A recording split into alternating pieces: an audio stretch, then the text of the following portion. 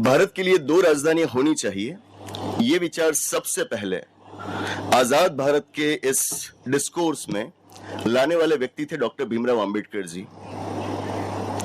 1955 के साल में 1955 में डॉक्टर भीमराव अंबेडकर जी ने एक राइटिंग तैयार किया था, छोटी सी एक किताब तैयार करी थी जिसका नाम है लिंग्विस्टिक स्टेट्स इन इंडिया।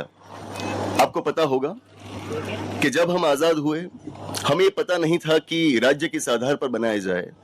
ऐसे ही आप लकीर नहीं खींच सकते हो कि ये गुजरात हो गया, ये महाराष्ट्र हो गया, वो राजस्थान हो गया। राज्य बनाने के लिए आपके पास कुछ स्टैंडर्ड्स होने चाहिए, कुछ शर्तों के आधार पर राज्य बनाए जाते हैं। तब लोगों की मांग ये थी कि भाषा के आधार पर राज्य बनाया जाए, मतलब कि हर भाषा समूह को एक अलग राज्य दिया जाए। अब ये तो गलत होगा। इस देश में कम से कम 700 से 800 भाषाएं बोली जाती है। हर एक भाषा समूह को उसकी भाषा के आधार पर अगर अलग राज्य दिया जाए तो हमें इस देश के अंदर 700 से 800 राज्य बनाने पड़ेंगे।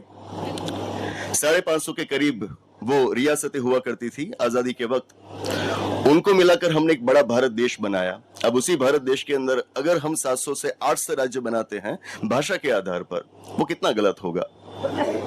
सरकार ने उस मांग को खारिज कर दिया, भाषा के आधार पर राज्य नहीं बनाए जा सकते। लेकिन लोगों की मांग तो यही थी कि भाषा के आधार पर ही राज्य होने चाहिए। और आखिरकार 1953 में आजाद भारत का सबसे पहला राज्य बना भाषा के आधार पर, जो कि था आंध्र स्टेट, आंध्र राज्य। तब पूरे देश में दोबारा एक बार भाषा के आधार पर राज्य बनाने की मांगे शुरू हुई और इन्हीं मांगों को ध्यान में रखते हुए डॉक्टर भीमराव अंबेडकर जी ने यह राइटिंग तैयार किया था, लिंग्विस्टिक स्टेट्स इन इंडिया।